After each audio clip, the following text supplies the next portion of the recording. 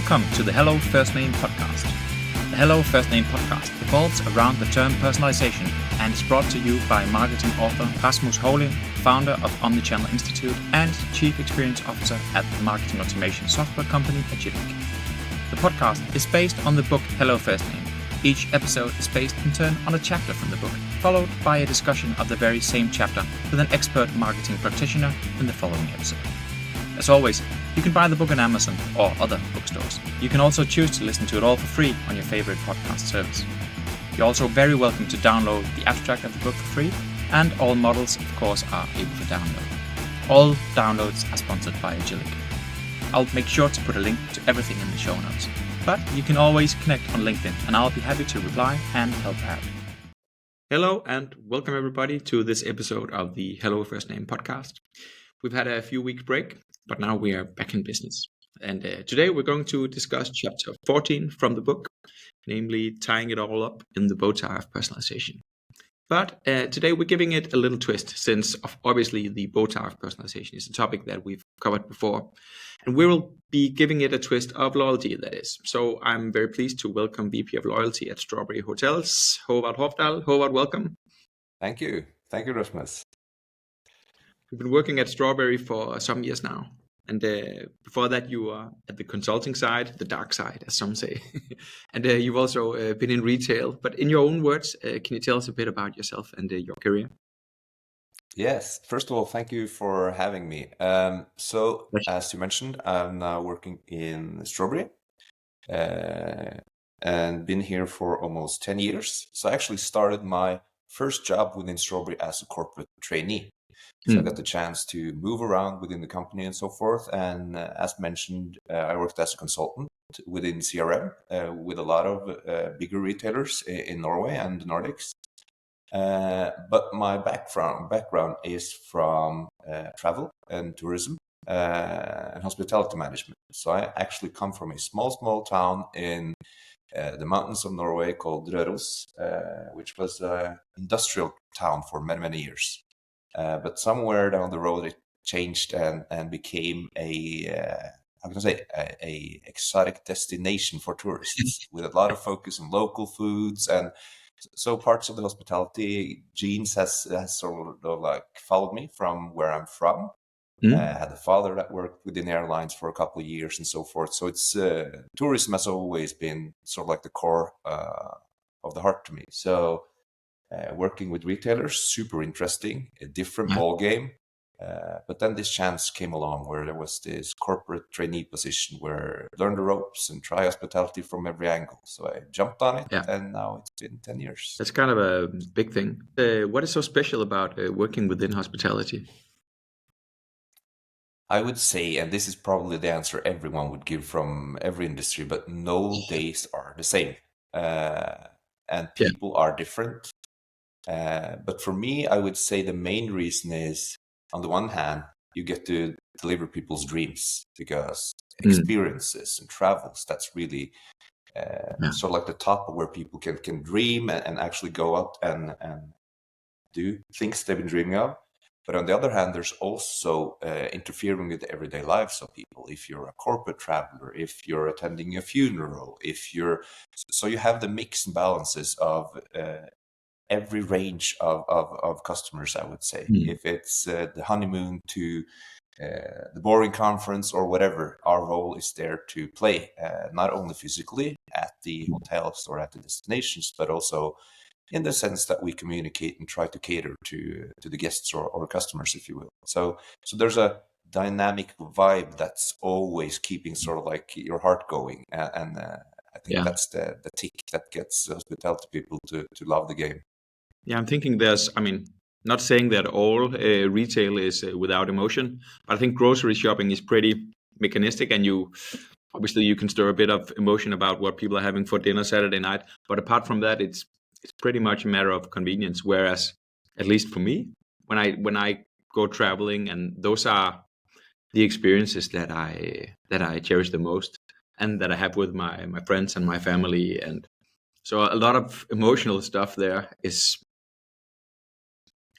present and something that you can probably put into play. Yes, absolutely. Is it true that you work within hospitality? You also get to travel more. At least that's what sort of I would think.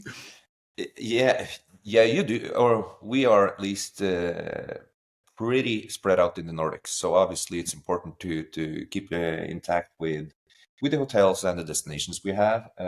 But I think also it's sort of like parts of the, if not escapism, but the curiosity of actually traveling, discovering, looking at competitors, seeing different destinations.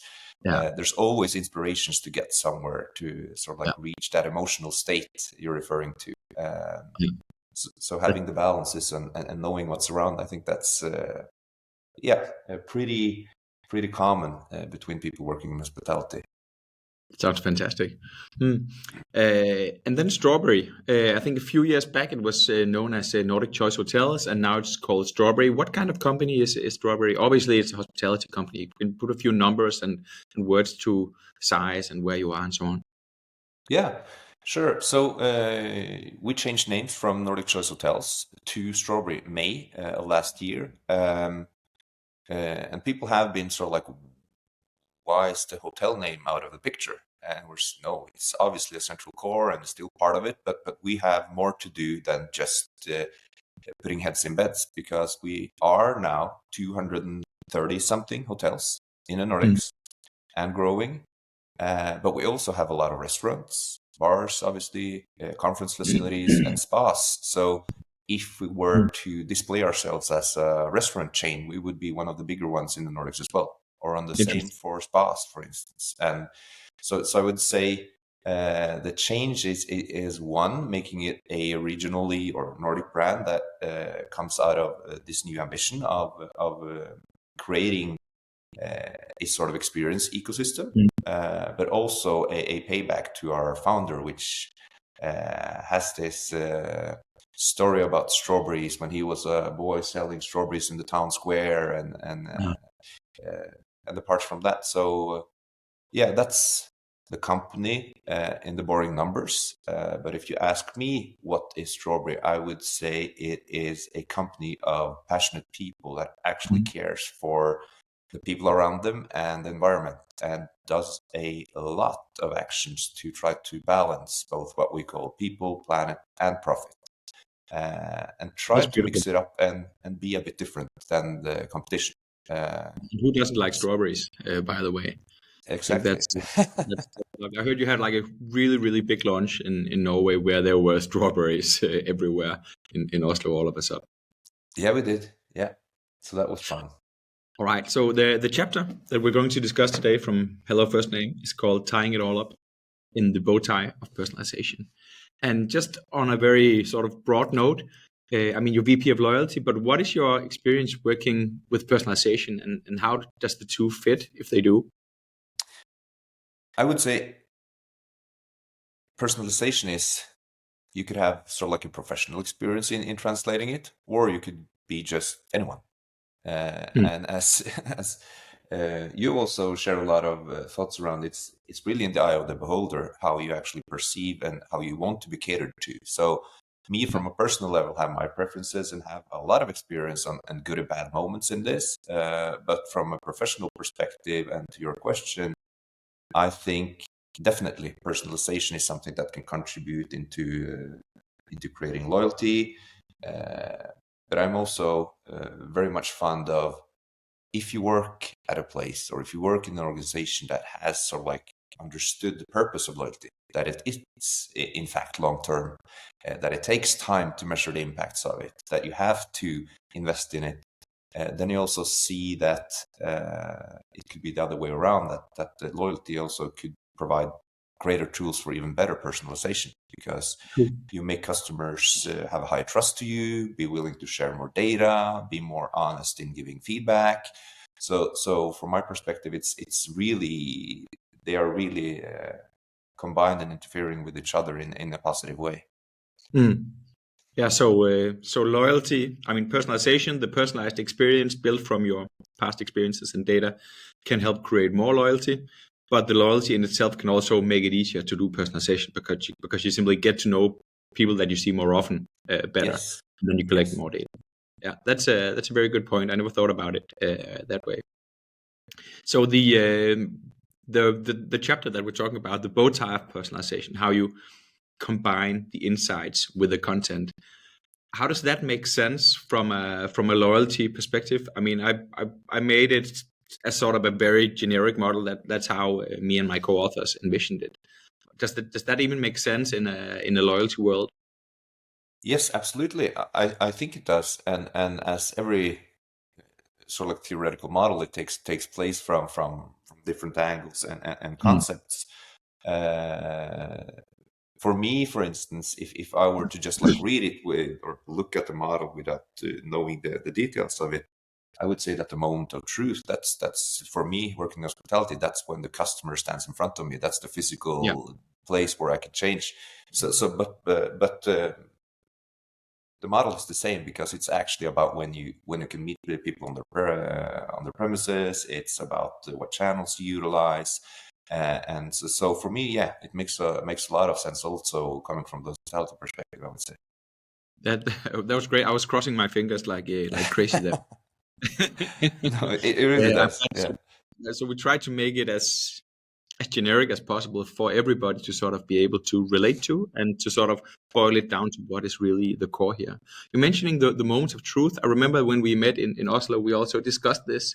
So in a like hospitality customer journey, where do you think where's the most important moment of truth in that journey? What is it that makes the difference in terms of whether someone becomes loyal or not, for instance? I would say, first of all, we have to know, obviously, the basics of who you are. Is it the first time coming to us? Have you been with us at this particular hotel or in any other hotels or facilities previously? Are you expecting us to know more about you than we show? Because it's, and this is not only talking about personalization or in the loyalty sphere, but in hospitality, we're talking very much about hygiene factors. So the more sources we give you to look if we fail or if we don't meet your basic expectations, Getting that feedback. that hurts even more than actually over delivering. So I would say, but then again, people come from various sources. It's not like if I was an online retailer only selling my goods in my own store, I would know that everybody that gets the shipment done and their products back home, they have done a transaction directly with me. Yeah. If I have a hotel with 4 walls and people come walking in, of course, we would like as many as possible to do the bookings directly with us, but that's not the case in the travel industry. So in some occasions, there's actually a lot of information we do not have, and there's not every person we have enough data to. But at the end of the day, they have one thing in common, and that is that they will at some point stand in front of one of the people working with us. And most often than not, that is the reception. So for me, the sole moment of truth is actually when you walk into the hotel. There should be an ambience, an atmosphere. You should see people looking at you from the employees in a positive manner. You should feel welcomed and heartwarmed walking in, regardless of the occasion. So that's for me the one thing, and a lot about that moment can be delivered without trying to do too much fuss on who you actually are. It's more about It's the core product. Yeah, it is. And obviously that can be further enhanced if you have the right data, obviously the skill sets, but also the systems to put your people out there in the front with the best chance of succeeding in knowing who you are and what your needs and desires are. Yeah, we were discussing also this. I mean, you're talking, people walk in and they can come from many sources. And one of them is obviously online travel agents, where you don't necessarily get a lot of data. You just know that there's a booking. And so you don't have any chance really of personalizing anything until that moment of truth that you're referring to, where the guest is standing in front of an employee from Strawberry, and the whole ambience and the sort of hygiene factors should really be up there. And you think, wow, this is a pleasant experience. And then I think you could argue that personalization could come on top.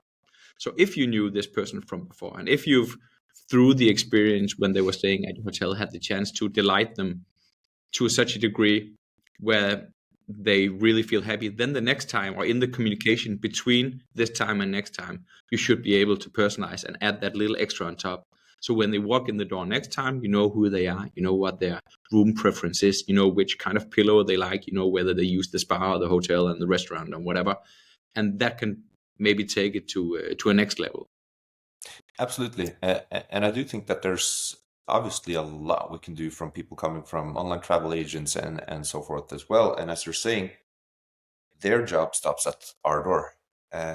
When you're inside our buildings and in sort of like our ecosystem, it's up to us to actually deliver. So if I ask you, did you stay at any great hotel in Paris, for instance? And you might say, yeah, this was this really gem of a hotel where the staff was attentive and everything. You wouldn't describe that feeling back to if it was Booking.com or Expedia. You would value that for that particular hotel that actually delivered it. And that's where we, from the loyalty perspective, come in, because obviously we cannot reach the whole world with our own selling channels. We are dependent on the travel agents to some extent. So our job is really about creating that magic when you're actually with us. That makes you want to come back. And obviously, you remember Strawberry and not Booking.com. Yeah. Preferably, but yeah. So one of the topics in the chapter is around how personalized the customer journey really can be, and I was going to ask you the same question: how personalized could a customer journey potentially become in hospitality? Oh, I would say perhaps more than anywhere else, because we cannot only reach you if it's through some sort of push marketing or interests or previous behaviors or obviously the same mechanisms as every other company. But we also get to keep you in our buildings for several hours, where you actually sleep, eat, go to the toilet. Yeah, you do a whole lot of personal things that's within the personal sphere that should be out of bounds for what you can actually talk about. So I would say if you were able to misuse it in any way, it would be really, really harmful, due to the fact that we know a whole lot of people, but there's obviously not all of those things we are systemizing and so forth. So that's on the one hand, the potential for not doing it coherently or in the right way. That's could become really creepy if you used all the data that you could collect. It could be a really big brother sees you feeling. But on the other hand, people are, and especially from the retailer perspective, used to the retailers really stepping up the game and doing a whole lot of great stuff regarding personalization. So customers' expectations on what hospitality can deliver is also increasing tremendously, because they know that my data patterns with a hotel company are even bigger than with an online retailer. Hence, there's rooms for improvements, I would say, overall for the hospitality industry. But you need to do it in the right manner, because if you start, I think there's really no way going back. And also, I think that if you'd probably expect some kind of personalization from the customer point of view, especially if you are booking like a real premium product. If you're booking the presidential suite and like full on whatever, then you actually expect to be greeted in a more personalized way when you are in that moment of truth, seeing people and hearing from people and the follow up and so on. So to some extent, I would argue that personalization could become part of a hygiene factor, even because you have so different clients. Absolutely. And I think it could be. And I would say I speak a lot with our most loyal members and guests, and this is people traveling around the world having, I don't know if they sleep at home at all, basically, because they travel a lot. But there's so many of them, and including myself, it's really about the basic stuff, because as mentioned, what separates us is the meetings between humans. And if you have a super vast customer journey on the onboarding parts, in the newsletters, there's personal things catering to my needs. It's really hitting the sweet spot in the communication. That's super nice. If I do a booking, then show up at the hotel and there's a person not looking at me, not mentioning me, not greeting me, then everything is ruined. But the other way around, obviously, it would help having the other stuff as well, that it should be coherent, it should feel personalized. But in the physical meeting, it's so much more powerful. So actually a poor experience could be lifted tenfolded if somebody just fixes the issue or has that extra sense of attention to and so forth. So yeah. I actually have an upcoming episode on that topic about what to fix before really doubling down on personalization. And I believe this would be part of sort of having your core business and your core product in place. And for you, that's extremely reliant on the people that are meeting the guests. So if they are not trained, if they are not up to speed, if they're not using the knowledge at their disposal, and if they're hungover from yesterday and not being attentive or whatever, then obviously I think that's the core product. And if that does not live up to expectations, I think no personalization can really save you from that. Other than the fact that maybe recognizing based on feedback when it's time to sell and when it's time to just lay down flat and say, sorry, we didn't deliver. And that's a personalized approach as well, being able to come back from something that didn't go as planned. I agree. And of course, so many people say that in hospitality, and this is me sort of like being honest on behalf of the industry, there is potential of going a bit more back to the roots, I think, and focusing on putting more efforts, investments, if it's technology, personnel, learning and development, as they're saying, into making sure that the core really fits. Because the feedback in general for many is, yes, it's super nice to get points or discounts or some sort of benefits or rewards. But at the end of the day, I would trade everything if you could just recognize me when I come to the hotel. When you can acknowledge how many times I stayed, if you can actually, if I can feel that you think that I'm appreciated, and that's really what hospitality is about, make people feel at home even if they aren't. So yeah. I just, I'm just trying to sort of recollect the feeling, and I think I would have the exact same feeling. So if I really if I felt welcomed and appreciated and acknowledged and recognized, I think that would, even that level of personalization would mean something emotionally for this day, actually. But how personalized is the average journey? So say that the average of, say that you will have 1,000 nights of people staying at the hotel. How average is sort of, how personalized is the average journey? Maybe in general in hospitality or in Strawberry.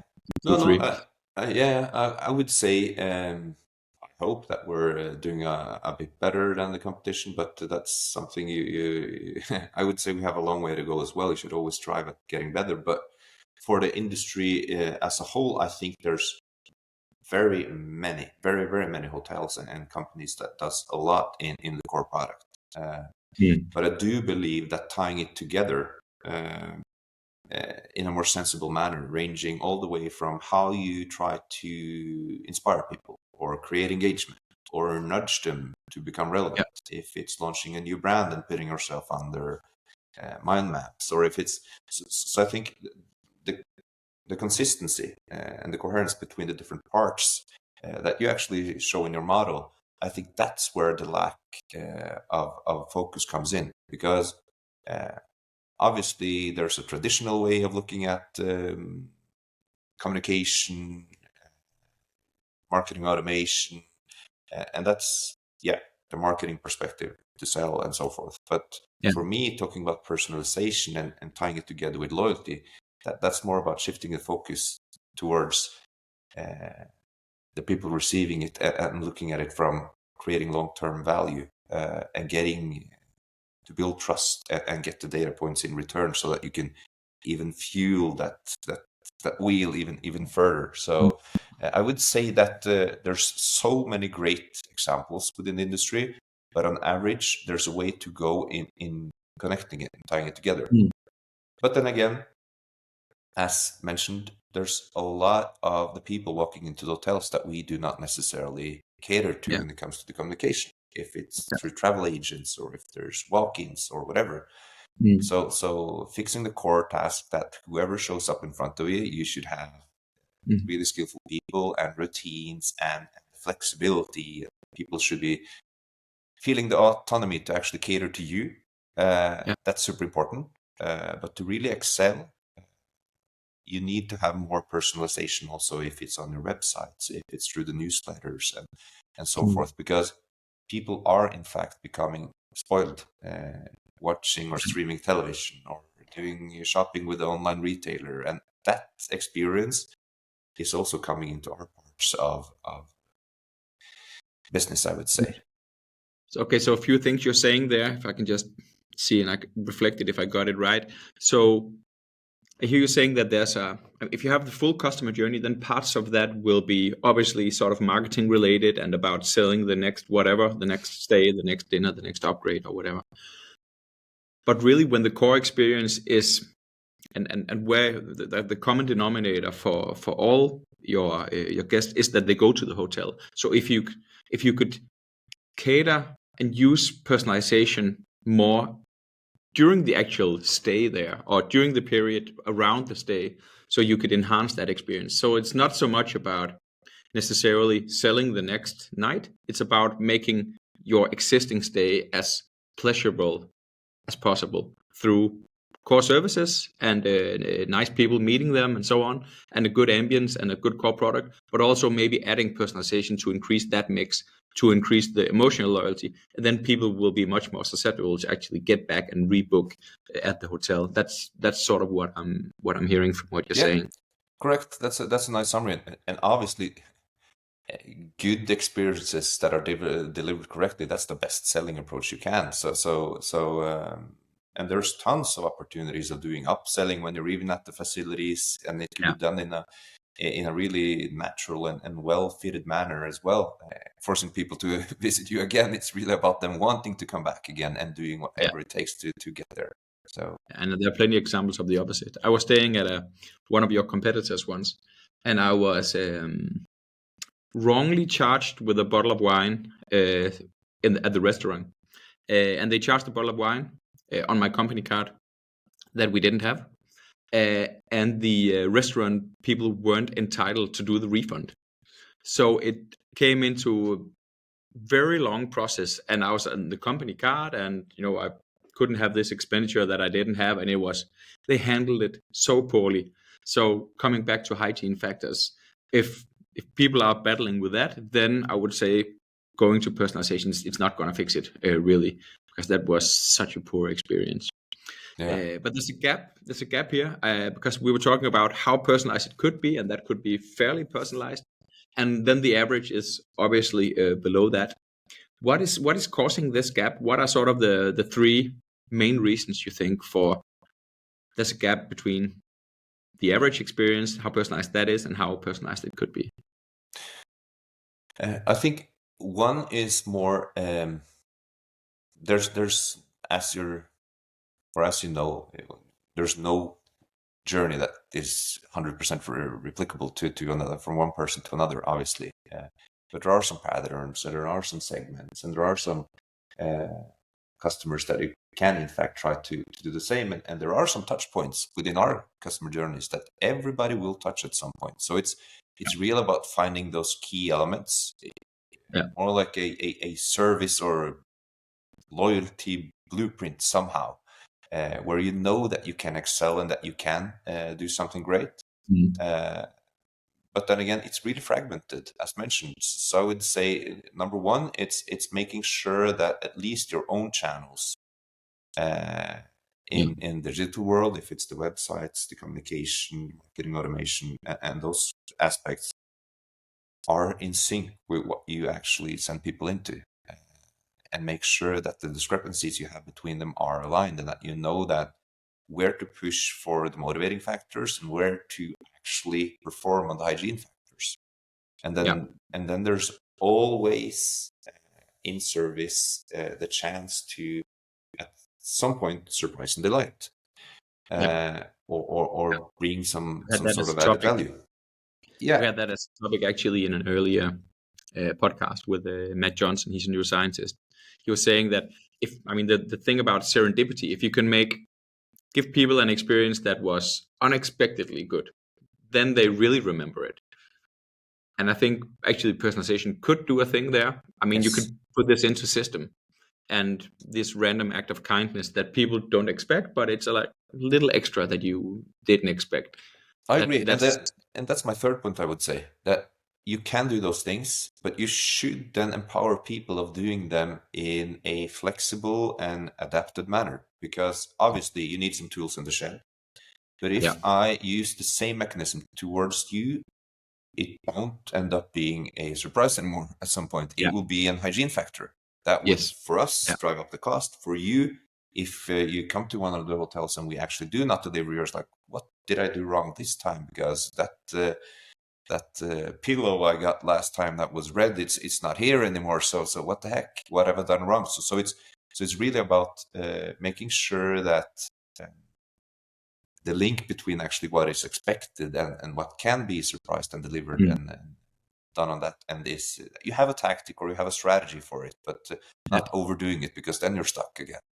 I think we're an ungrateful species, humans. Very much so. Really easily get accustomed to being treated well. All right, so I think some of the courses, I'm just thinking top of my head here. Obviously, the OTA source of customers is going to cause you some trouble in terms of personalizing, because you don't know the customer. So I would say that's probably a cause, and of there being a difference between the average personalization, the average personalized experience, as well as compared to how it could be. Obviously, that's a data loss that you would have there.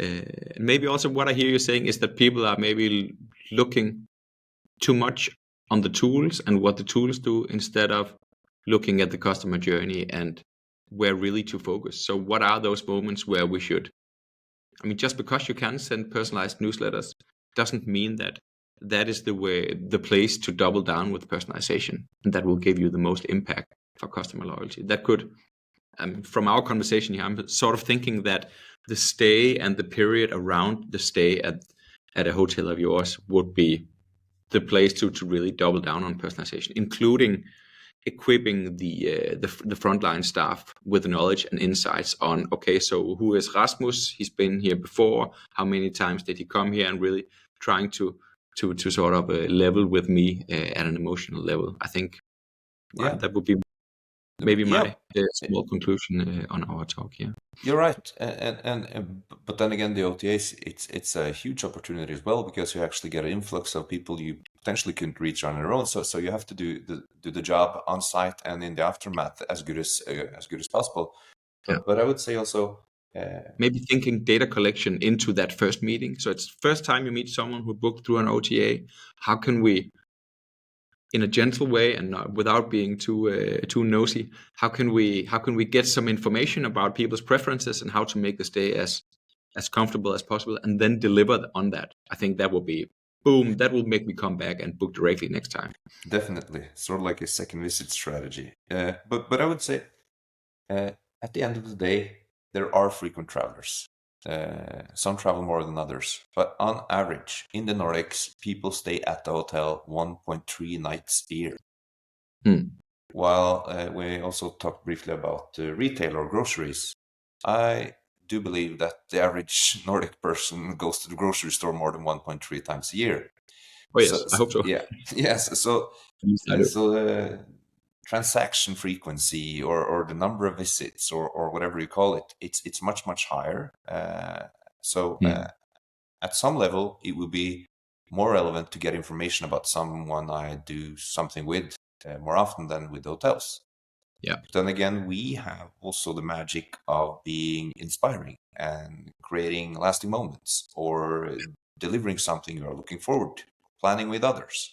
So for us, there's really a combination of using personalized data in a sensible manner. And I would say transactional data, that's worth something if you're a business traveler, for instance. But I don't know about you, but I do not make the same summer holiday for the family every year. The exact same recipe. It might be a different destination.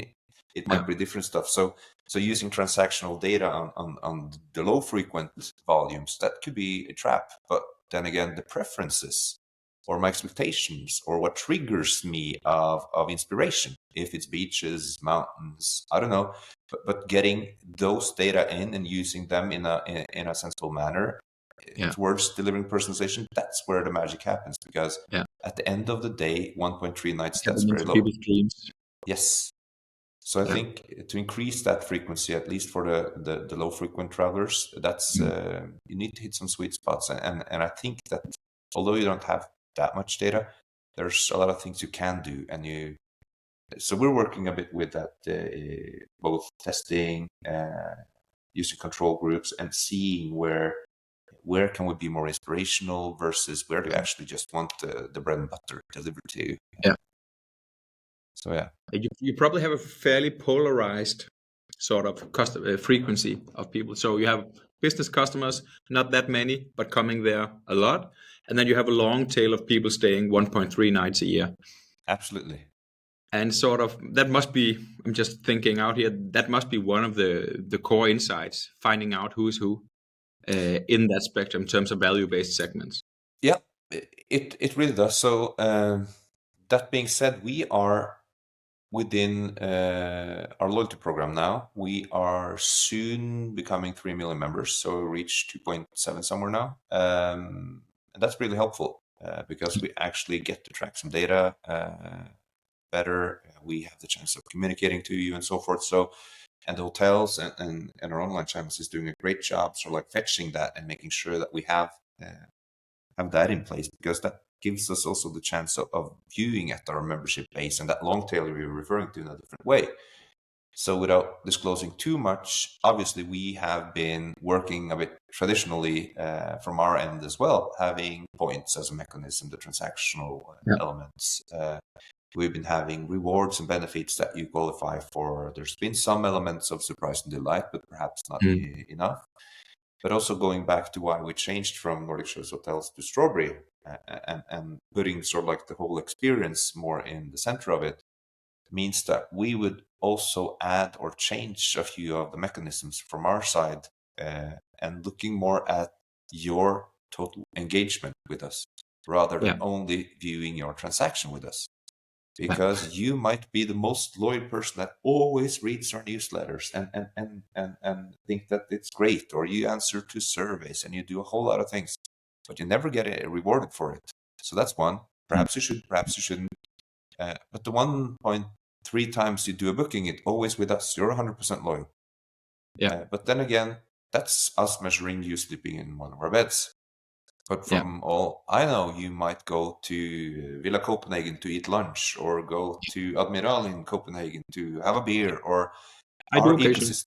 Yes. So our ecosystem is actually bigger than only measuring the hotel rooms. So we have to create this measurement of actually looking at overall engagement in the digital channels with the different services we provide, and then rewarding you on behalf of that, rather than just your employer paying for your overnights, which is the traditional way of doing it. So you're sort of transcending the earn and burn, simple transactions, points, whatever, and really looking into how can you be creative in the earn side of things, different ways of maybe rewarding engagement, and not only the head to the pillow kind of experience, but rewarding the full picture and the engagement, and then also taking that into how, I think this is a part that is often overlooked, that if I don't use the points, if I don't use the rewards, if I don't use the benefits, then basically I don't experience them, and there's no perceived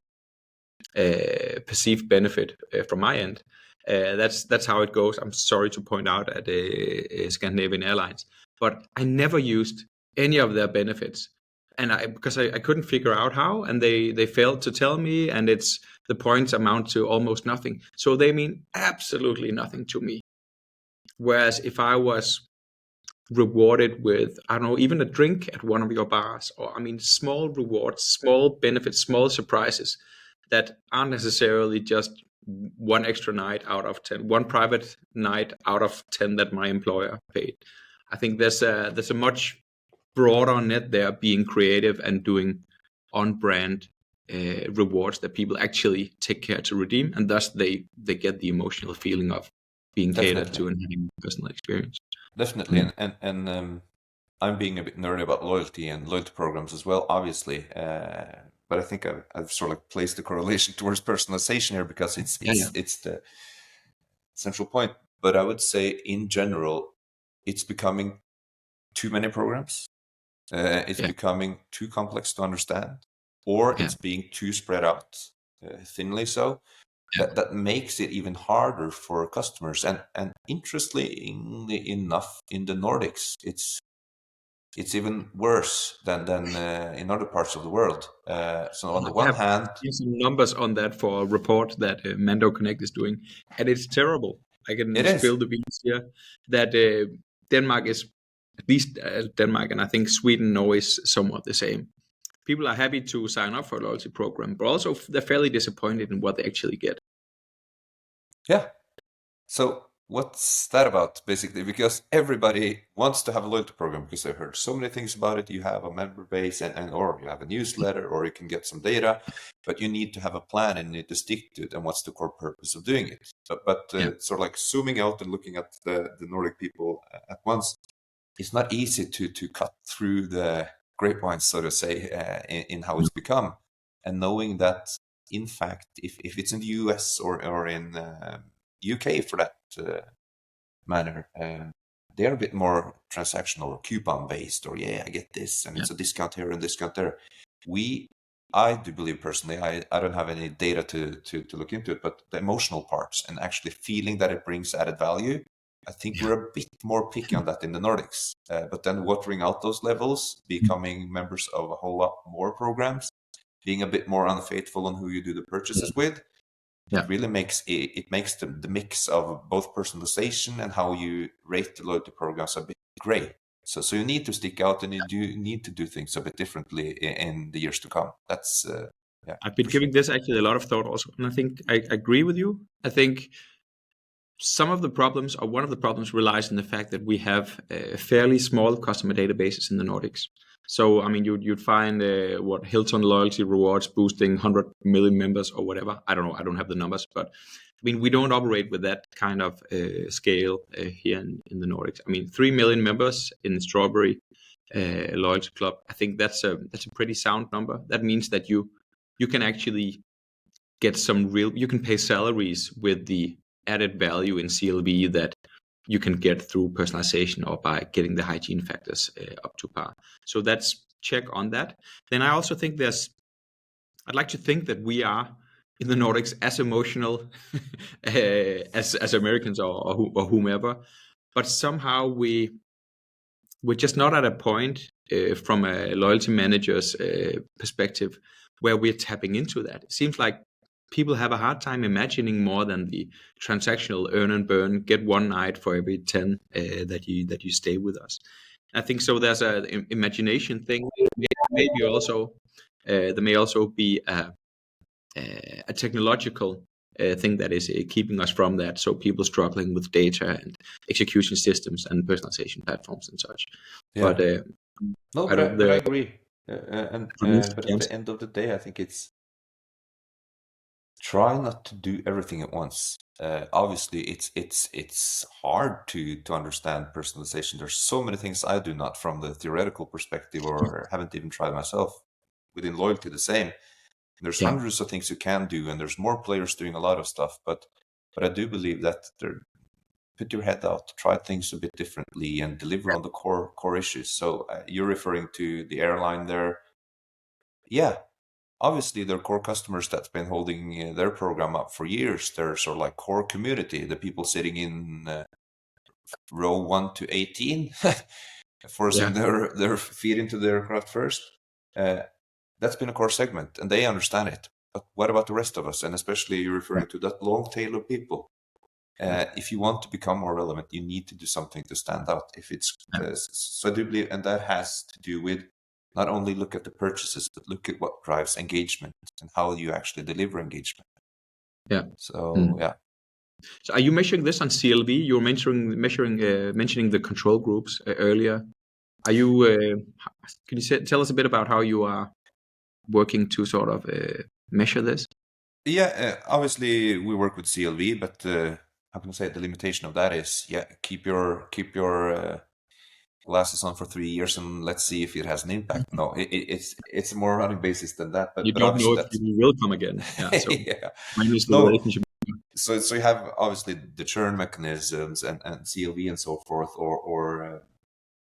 but I do believe for us, and particularly to what I was mentioning, we're working with NPS, which isn't only about satisfaction. It's also about having promoters that speaks loudly about you and actually appreciates you and would recommend you and so forth.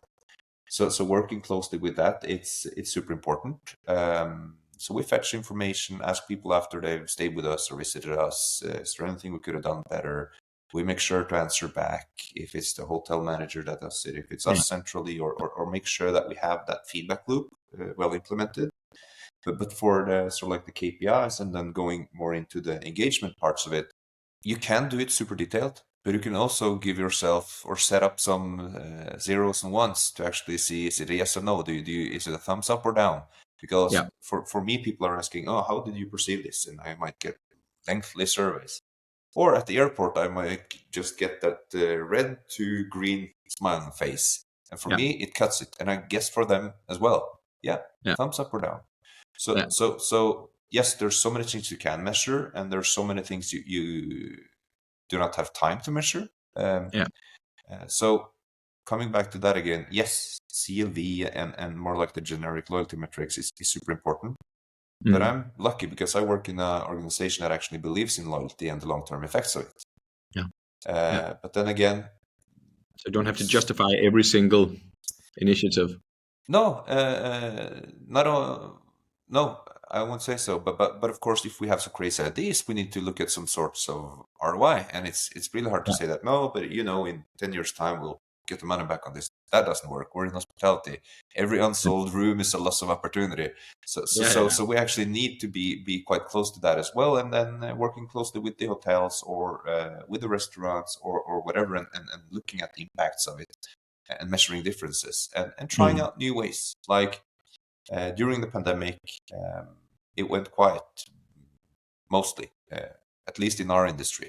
A lot of people went to buying wood and making new terraces and so forth. But for us, it's we chose to stand out a bit and seeing that, okay, people are forced spending their nights in the Nordics. So what can we do? Yeah, we can offer them some travel cards, travel pass that makes you have 10 stays with us for a fixed amount of money or 2 whole months and so forth. And we also introduced that and some of the campaigns through personalized videos.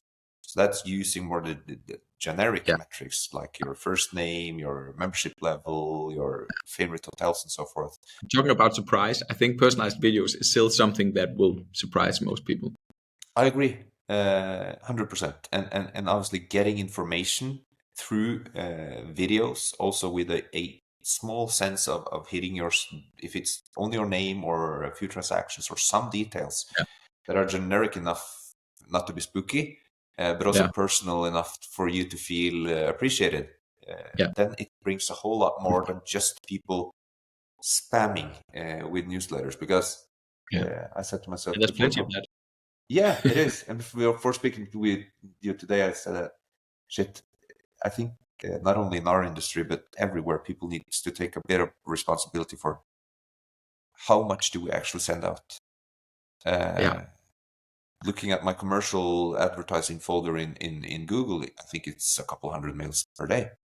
Me too. Yeah, I just recently mass unsubscribed a lot of them because I was being flooded. And sometimes my kids joke with me because I have literally over 100,000 unread emails across my different inboxes. I mean, I'm also pretty keen on signing up to a lot of stuff because I want to see what people are sending me. And it's normally crap, I would say. And it doesn't make it a wrong thing to do, because there's also things about being top of mind and so on. And indeed, being there, always present in the inbox as a brand, that is part of what you should be doing. It's not related so much to personalization, but that's like an advertisement channel almost. But you can turn it into a personalized experience, which most brands fail to do, though. I agree. And there sounds actually KPIs. It sounds like you're actually both measuring on. I mean, obviously CLV. That's a KPI that you can use to pay salary with, so to speak. I mean, that's where you're measuring real monetary value. But you're also measuring the more soft engagement metrics. Net Promoter Score, maybe even doing a correlation between that. Did you ever do that? What is a promoter worth versus a detractor? Yeah, to some extent we can see some patterns. I would say that we have a way to go in systemizing it in a more comprehensive manner. But yeah, we see the correlations, and obviously that gives us, I would say, keep chasing both of them, because they are really dependent on each other, if done And correctly. sometimes one is a proxy metric of the other. So I was listening to Gibson Biddle, previous head of product at Netflix, and he was talking very much about it's very fine to have these like long-term metrics that you're wanting to affect, but as we just discussed, CLV takes a long time to sort of come true. So if you're trying to affect something that's really big and hairy goal in the future, then see if you can come up with some proxy metrics that you know, or that you have proof, or that you strongly believe will eventually make this long-term behavior come true. Then use those as a metric where you can use that to optimize and get an understanding of whether is this actually working right now.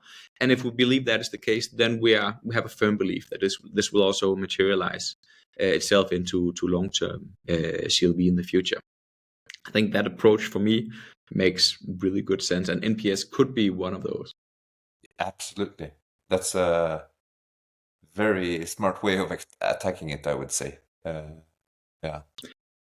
We're sort of drawing towards an end here. Håvard, this has been crazy interesting. The chapter that we're discussing, tying it all up in the bow tie, talks about 3 maturity levels, very granular, like 1, 2, 3, beginner, intermediate, expert, sort of on a scale from basically 0 to 3.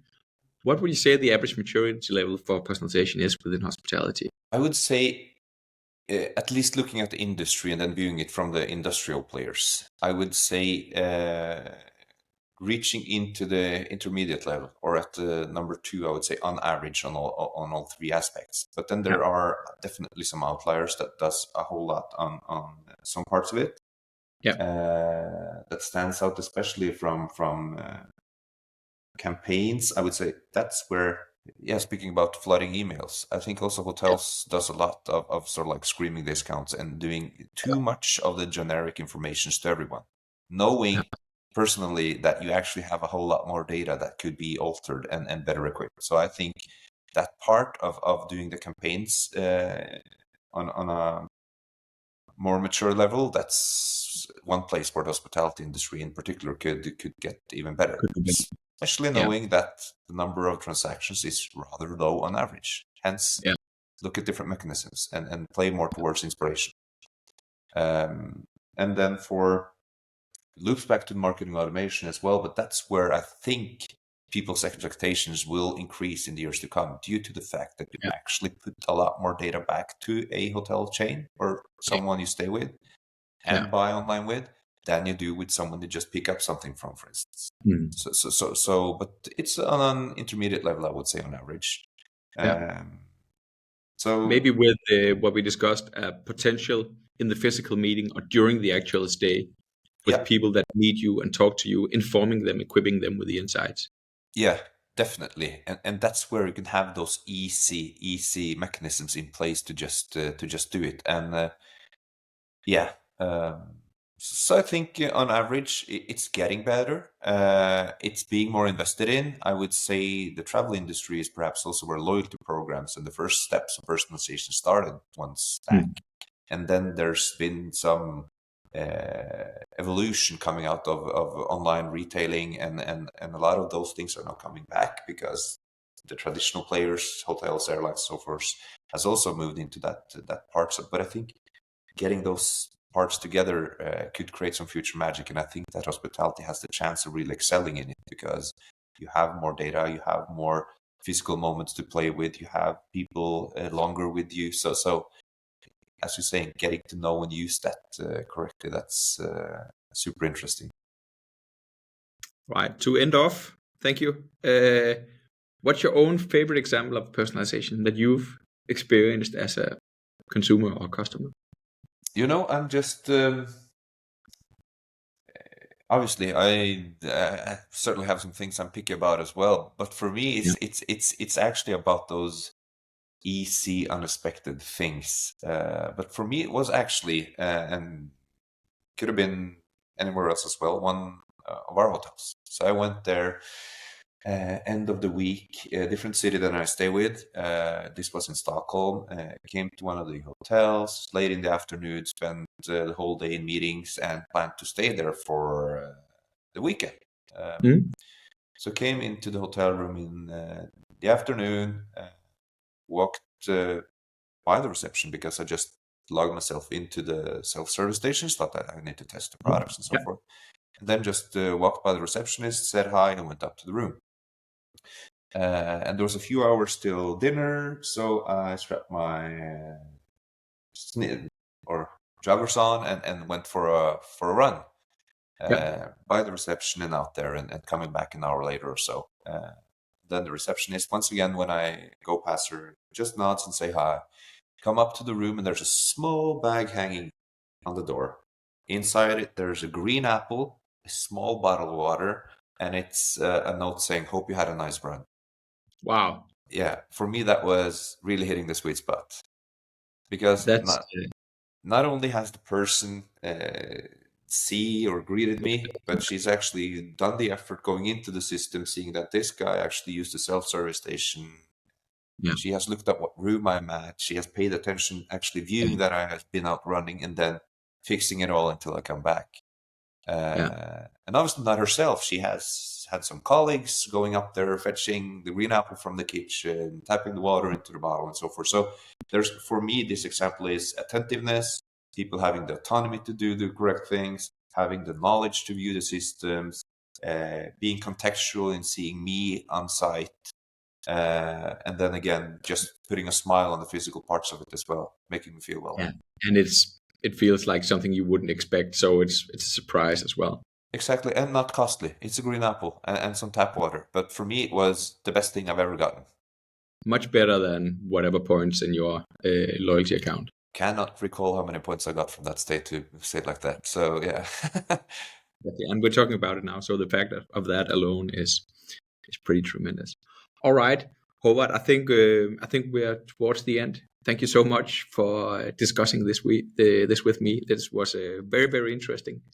I feel that I learned a lot about the hospitality sector and loyalty. So for me, that was a huge pleasure. Thank you the same, Rasmus, and thanks for having me. This was really nice. Always fun to be a bit nerdy about loyalty and personalization. Yeah, exactly. Yeah, let's nerd it out. Yeah. And for the listeners, for the audience here, for the viewers, even if you're looking at this on YouTube, I just say thank you very much for joining and listening in on this. And remember that the models that we're talking about, the Bowtie of Personalization, and also actually the maturity model that we briefly touched upon, the pyramid of personalization, is available for download. And I hope that you will make use of them with your own team members and so on. I'll put the link in the show notes. And apart from that, I just hope that I get to see you again, and you'll tune in for the next episode of the podcast. And so thank you very much for joining. Thank you for listening in on this episode of Hello FirstName. Remember that all models and even a written abstract of the book are available for download. You'll find the link in the show notes. In our next episode, which is a classical audiobook chapter, we'll be listening to Chapter 15, The Basic Foundations for Personalization. While personalization may always seem like a good idea from the customer perspective, how about the business side of things? In this chapter, we'll look into what needs to be in place before personalization is the right strategic choice.